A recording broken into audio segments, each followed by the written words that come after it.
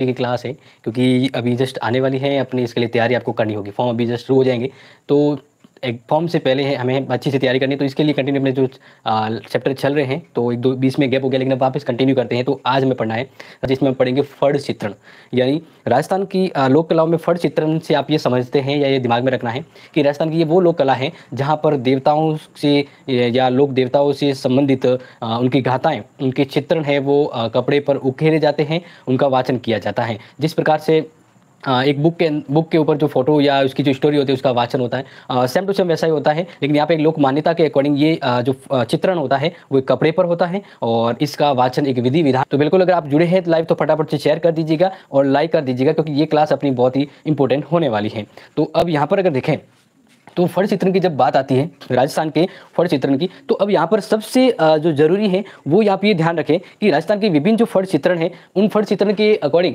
जो सबसे पहला सवाल ये आता है कि फड़ चित्रण करने का कार्य ये वहाँ पर जो सबसे ज़्यादा है, यानी फड़ चित्रण का जो सबसे प्रमुख प्रसिद्ध जिला कौन सा है? फड़ चित्रण का सबसे प्रसिद्ध जिला या कहाँ पर फड़ चित्रण कार्य सबसे ज़्यादा होता है, ठीक है ना, तो वो आप ध्यान रखेंगे भीलवाड़ा। क्या याद रखना है? भीलवाड़ा, क्योंकि ये बहुत बार आ गए कि फड़ वाचन या फड़ से संबंधित जो व्यवस्था है यानी फड़ों का जो कार्य सफाई का कार्य वो ज़्यादातर कहाँ पे होता है? तो भीलवाड़ा में होता है। खुशी राजपूत, हेलो वेलकम डियर किरण बिना, वेलकम वेलकम, बिल्कुल तो शेयर कर दीजिएगा। तो हम बात करते हैं फड़ चित्रण का सबसे प्रमुख व्यवसाय है या इसके ऊपर प्रिंटिंग का कार्य वो भीलवाड़ा में होता है। और अगर कहा जाए तो यहाँ जोशी गोत्र के जो सीपे हैं वो ये कार्य करते हैं। तो जो फड़ चित्रण के ऊपर जो महत्वपूर्ण कार्य करते हैं भीलवाड़ा के जोशी समुदाय से हैं उनको चितेरे कहा जाता है। क्या कहा जाता है? चितेरे, ठीक है ना, या चितेरा जो ये कार्य करते हैं, ठीक है ना, ये आपको पता होगा क्योंकि आपने थोड़ा बहुत इसके बारे में जाना होगा। अब यहाँ पर हम बात करते हैं जो एग्जाम में आया सबसे पहले इंपॉर्टेंट, फिर हम फड़ चित्र के बारे में टॉप जो इंपॉर्टेंट है पहले वो मैं आपको बता देता हूँ। जैसे कि आपको पता होगा अलग अलग लोक देवताओं के फड़ यानी गाथाओं का फड़ के ऊपर कपड़े के ऊपर वाचन और चित्रण होता है। तो अब यहाँ पर एक आपको बताते हैं देव नारायण जी की फड़,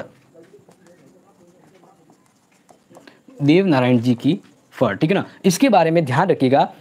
सर स्कूल कब खुल रही है? स्कूल वैसे खुलने की बात तो सभी से है, लेकिन सभी से शायद ऐड का काम होगा, तो हो सकता है 1 तारीख से आपको बुलाएं, ठीक है।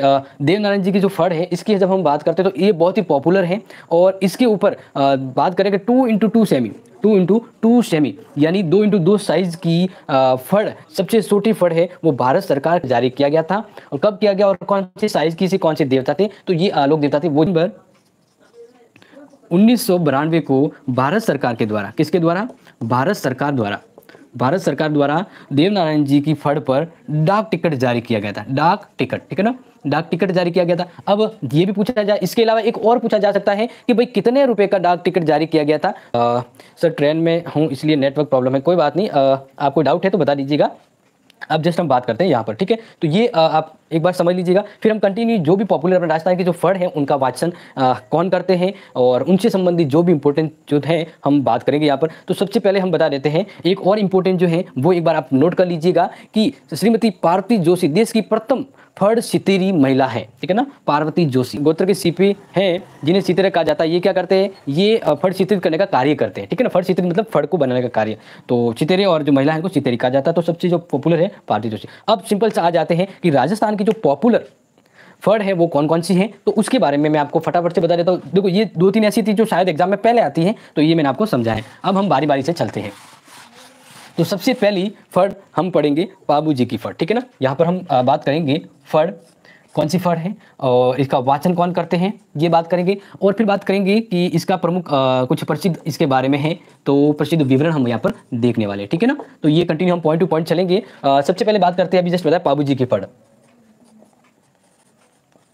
पाबू जी की फड़, ठीक है ना। अब पाबू जी की फड़ आपको पता होगा, इसका वाचन के बारे में अगर आपसे पूछा जाए कि भाई पाबू जी की फड़ है इसका वाचन किसके द्वारा किया जाता है, तो आपको पता होगा ये अपने देवासी जो रेवाड़ी जाति है उनके आराध्य देव हैं। तो अब काफ़ी बार ये भी प्रश्न आता है कि उनके द्वारा भी होता है, लेकिन अदरवाइज आपको ये भी आ सकता है कि पाबू जी की फड़ का वाचन जो करते हैं उसे नायक कहा जाता है या फिर आयड़, क्या कहा जाता है? आयड़।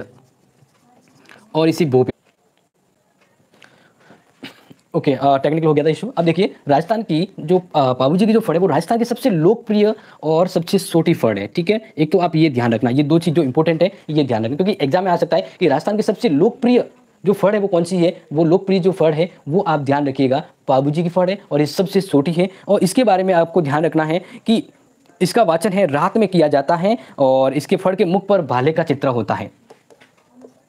फड़ के मुख पर भाले का चित्र होता है और इसका जो वाचन होता है वो रात्रि में होता है। कब होता है? रात्रि में। तो आई थिंक आप समझ चुके होंगे कि यहाँ पर जो सबसे इंपॉर्टेंट है बाबूजी की फड़ के बारे में जो मैंने आपको बताया। अब बात करते हैं दूसरी, और दूसरी जस्ट मैंने आपको थोड़ा तो बता ही दिया था, देवनारायण जी की फड़। देवनारायण जी की फड़, ठीक है ना। अब इनके बारे में भी जान लीजिए, वैसे थोड़ा तो मैंने आपको बता ही दिया है, लेकिन इसके अलावा जो बचा है वो एक बार जान लीजिए, ठीक है। जैसे कि आपको पता होगा देवनारायण जी की जो फड़ है वो राजस्थान की सबसे पुरानी फड़ है, ठीक है ना, सबसे पुरानी फड़ है। यानी इनके बारे में आपको क्या क्या याद रखना है? तो सबसे पहले तो याद रखें कि भाई राजस्थान की सबसे पुरानी फड़, सबसे अधिक चित्रांकन वाली और लंबी, सबसे अधिक चित्रांकन यानी ज्यादा कलाकृति चित्रांकन क्या है, और लंबी, सबसे लंबी, ये भी लिख देते ताकि ये थोड़ा सा अच्छे से आपको याद रहेगा। सबसे लंबी फड़ जी की फड़, और इनके बारे में आप ध्यान रखिएगा कि देवनारायण जी की फड़ चित्रांकन में सर्प का चित्रण होता है, यानी इनकी मूर्ति के रूप में, या इनको अगर जैसे अभिव्यक्त करना है तो उनका जो फोटो है वो सर्प के रूप में होता है, ठीक है ना। तो हम यहाँ पे लिखेंगे सर्प के रूप में इनका चित्रण होता है, ये अगर पूछा जाए तो ध्यान रखिएगा। और बाकी तो मैंने आपको बता ही दिया है, बाकी तो मैंने आपको अभी जस्ट बता ही दिया है कि देवनारायण जी की जो फड़ है वो सबसे लंबी फड़ है और इनके ऊपर डाक टिकट भी जारी हुआ है, ध्यान रखिएगा। अब बात करते हैं कि यहाँ पर मैं देवनारायण जी की फड़ के बारे में ये भी बता दिया। अब मुझे ये विवरण यहाँ पर लिखना था लेकिन मैंने यहाँ पर लिख दिया है, चलो कोई बात नहीं। अब बात करते हैं कि भाई इनका जो वाचन है वो कौन करते हैं। देवनारायण जी की फड़ का जो वाचन है वो कौन करते हैं, आपको पता होगा बिल्कुल, गुर्जर जाति के जो भूपे होते हैं उनके द्वारा की जाती है। 2 जने जो होते हैं वो इनका वाचन करते हैं, ये चीज़ आपको पता होगी, ठीक है। अब एक शायद जरूरी था, शायद मैंने मिस कर दिया है कि हर जो फड़ होती है उसके वाचन के समय कोई वाद्य यंत्र होता है। क्या होता है? वाद्य यंत्र, ठीक है। तो यहाँ पर मैं लिख देता हूँ वाद्य यंत्र, कि भाई कौन सा वाद्य यंत्र इनके वाचन के समय यूज किया जाता है। तो बाबूजी की फड़ का जो वाची है तीसरी फड़ वाचन रामदेव जी की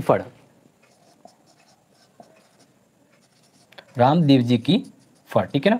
इनके बारे में पढ़ेंगे तो इनके बारे में भी इंपॉर्टेंट चीजें ध्यान रखिएगा। तो सबसे पहले तो हम बात करें कि रामदेव जी के फड़ का जो वाचन है वो किनके द्वारा किया जाता है? कामड़ जाति के द्वारा। कौन सी जाति? कामड़ जाति है। या इसके अलावा कभी कभार ये भी एग्जाम में आता है कि जो मेघवाल जाति है वह इनके भूपो के रूप में इनका जो गुणगान करती है और कामड़ जाति के अंतर्गत इनका वाचन होता है, यानी इनके द्वारा वाचन किया जाता है, ठीक है। और अब बात करें, जैसे इनमें जंतर मंत्र था, तो अब बात करें कि भाई रामदेव जी के फड़ वाचन के समय,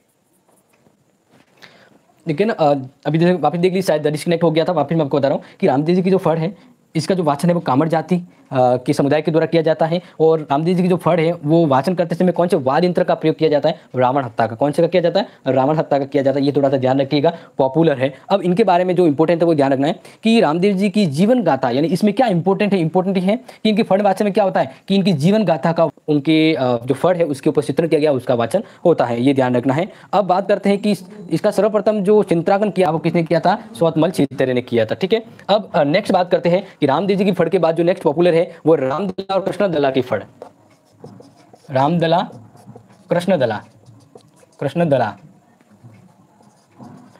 की फड़, ठीक है ना। अब इनके बारे में ध्यान रखिएगा। सबसे पहले तो बात ये करते हैं कि ये जो फड़ है इन फड़ का वाचन किसके द्वारा किया जाता है, ठीक है। इनके द्वारा यानी रामदला कृष्णदला की फड़ का जो वाचन है वो कौन करता है? तो बाटी जाति के भोपे। सबसे पहले याद रखना, बाटी जाति के भोपे, ठीक है ना। इनके द्वारा इनका जो वाचन किया जाता है। नेक्स्ट जो हम बात करें कि यहाँ पर अगर पूछा जाए कि जो रामदला कृष्णदला जो फड़ है इनका वाचन करते समय कौन से वाद्य यंत्र का प्रयोग किया जाता है, अगर ऐसा प्रश्न आ जाए तो ध्यान रखिएगा कि कोई भी वाद्य यंत्र नहीं होता है। नहीं, मैं सिर्फ यहाँ पे नहीं लिख रहा हूँ कि कोई भी वाद्य यंत्र का प्रयोग नहीं किया जाता। अब यहाँ पर आपको सिंपली बता दें कि इन जो फड़, इन फड़ के अंतर्गत जो इन फड़ों में क्या होता है कि एक व्यक्तित्व की संपूर्ण गाथा का चित्रण नहीं होता है, जगत का एक चित्रण होता है। इसके द्वारा राम और कृष्ण की जीवन गाथाओं को इसमें उखेरा जाता है, ठीक है ना। तो राम कृष्ण से संबंधित यहाँ पे जैसे ही नाम है वैसे ही आपको पता होगा राम और जीवन है उनके बारे में होता है, ठीक है। ये आप समझ गए होंगे। अब जो नेक्स्ट बात आती है फड़ के ऊपर, वो सबसे जरूरी है, याद रखिए, भैंसासुर की फड़, भैंसासुर की फड़, ठीक है ना। ये लास्ट फड़ है, इसके बारे में आप याद रख लीजिएगा क्योंकि एग्जाम के हिसाब से ये बहुत इंपॉर्टेंट है और आपको ये याद रखनी है कि एग्जाम के हिसाब से ये कभी भी एग्जाम में पूछा जा सकता है, ठीक है। तो बिल्कुल साउंड पॉल्यूशन में एक लास्ट आपको, नहीं किया जाता हैं। तो ये एग्जाम में आता है कि वह कौन सी फड़ है जिनका वाचन नहीं किया जाता है। तो किनका वाचन नहीं किया जाता है? भैंसासुर की फड़ का। क्यों?